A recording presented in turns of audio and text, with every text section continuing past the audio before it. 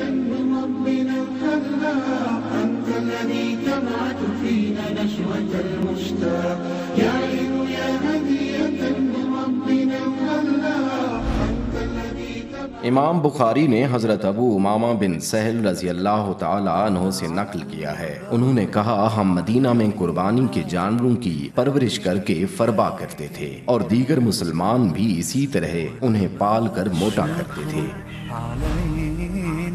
سنت ابراہیمی کی اس کی روح اور خشوع و خضوع کے ساتھ ادائیگی کی اسی اسلامی روایت کی پیروی کرتے ہوئے الخیر فاؤنڈیشن کی طرف سے پاکستان کے جنوبی پنجاب میں قربانی پروجیکٹ کے تحت گوٹ فارمز بنائے گئے ہیں، جہاں قربانی کے لیے صحت مند و توانا بھیڑ بکریوں کی پرورش کی جا رہی ہے۔ یہ الخیر فاؤنڈیشن کی طرف سے تعمیر کیے گئے ملینیم ولیج احسان پور میں بنایا گیا گوٹ فارم ہے۔ سینکڑوں بھیڑ بکریاں اس وسیع فارم میں آزادی سے چرتی پھرتی ہیں، جہاں ان کے کھانے کے لیے قدرتی گھاس، جڑی بوٹیاں، جھاڑیاں، درختوں کی ٹہنیاں اور پتے وافر مقدار میں موجود ہیں۔ وہیں ان کی بہتر پرورش کے لیے الخیر کے رضاکار اور کارکن صبح و شام ان کا خیال رکھنے کے لیے موجود رہتے ہیں۔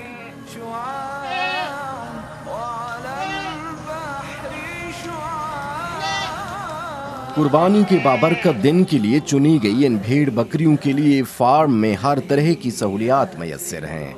دھوپ و بارشوں سے بچنے کے لیے چھپر بنائے گئے ہیں اور ان کی خوراک کے لیے بڑی بڑی کھرلیاں اور پینے کے پانی کے لیے حوض و تالاب موجود ہیں۔ جانوروں کے ایک ماہر ڈاکٹر باقاعدگی سے سب جانوروں کو موسمی اور وبائی امراض سے بچاؤ کے ٹیکے لگاتے ہیں اور فردن فردن ہر بکری اور بھیڑ کا چیک اپ کیا جاتا ہے۔ ان کے چارے کے لیے فارم ہی میں ٹریکٹر کے ذریعے ہل چلا کر گھاس اگایا جاتا ہے۔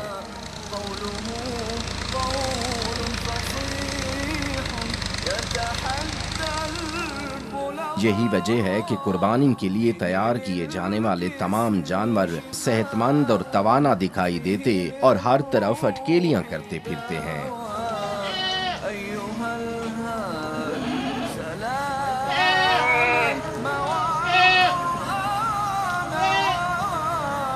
جنوبی پنجاب کے غربت و افلاس میں گھرے ان علاقوں میں یہ ایک اور گوٹ فارم ہے جو الخیر فاؤنڈیشن کی طرف سے قصبہ ہیڈ محمد والا میں قائم کیا گیا ہے۔ اس گوٹ فارم پر بھی سینکڑوں ایسی بھیڑ بکریاں ہیں جو گزشتہ کئی مہینوں سے اس فارم پر پل رہی ہیں۔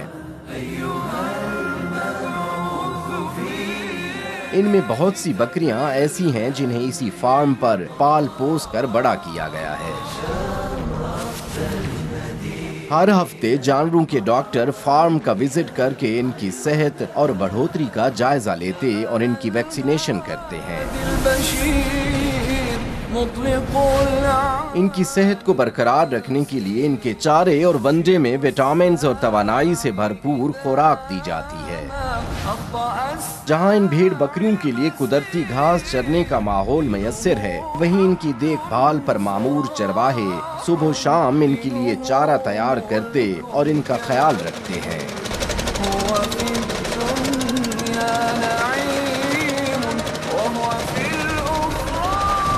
قربانی کے ان جانوروں کے لیے پینے کے صاف پانی اور نہلانے کے لیے ٹیوب ویل کے پانی کا خاص طور پر بندوبست کیا گیا ہے۔ الخیر فاؤنڈیشن کی طرف سے یہ ایک اور گوٹ فارم ہے جو مظفر گڑھ میں بنایا گیا ہے۔ اس فارم پر بھی سینکڑوں ایسے جانور ہیں جن کی دیکھ بھال قربانی کے جذبے اور اسلامی اصولوں کے عین مطابق کی جا رہی ہے۔ الخیر فاؤنڈیشن کی طرف سے صرف پاکستان ہی کے غربت زدہ علاقوں میں قربانی پروجیکٹ کے تحت گوٹ فارم نہیں بنائے گئے، بلکہ افریقہ میں بھی قحط سالی اور بھوک سے دوچار مسلمانوں کی مدد کے لیے گوٹ فارم بنائے گئے ہیں۔ صومالیہ اور کینیا میں متعدد گوٹ فارمز میں سینکڑوں بھیڑ بکریاں عید الاضحیٰ کے دن قربانی کے لیے تیار ہیں، جن کا گوشت مسلمان پناہ گزینوں کے کیمپوں میں تقسیم کیا جائے گا۔ الخیر کے قربانی پروجیکٹ کے لیے بنائے گئے ان فارمز پر بھیڑ بکریوں کی افزائش نسل بھی ہو رہی ہے، جو ان کی دیکھ بھال پر مامور لوگوں کی معاشی خوشحالی کے ساتھ ساتھ اگلے سال کے لیے قربانی کے جانوروں کی ایک نئی اور صحت مند کھیپ کی تیاری میں بھی معاون ثابت ہو رہے ہیں۔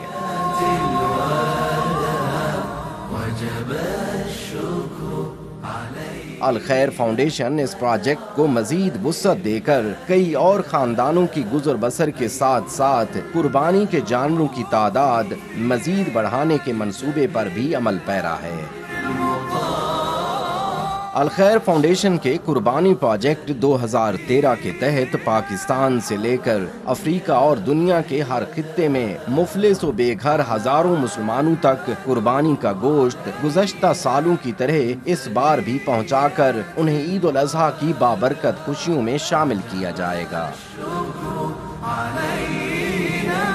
الخیر فاؤنڈیشن ان تمام جذبہ ایثار و قربانی رکھنے والے اہل ایمان کی دل کی گہرائیوں سے ممنون ہے، جنہوں نے اپنی نوعیت کے اس عظیم مقصد میں الخیر کا ساتھ دیا۔ امید پہم ہے کہ اعتماد و ایثار کا یہ جذبہ اور رشتہ اور بھی مضبوط ہوگا، تاکہ دنیا بھر کی دکھی انسانیت کے زخموں پر مرہم رکھنے کا یہ سلسلہ جاری و ساری رہے۔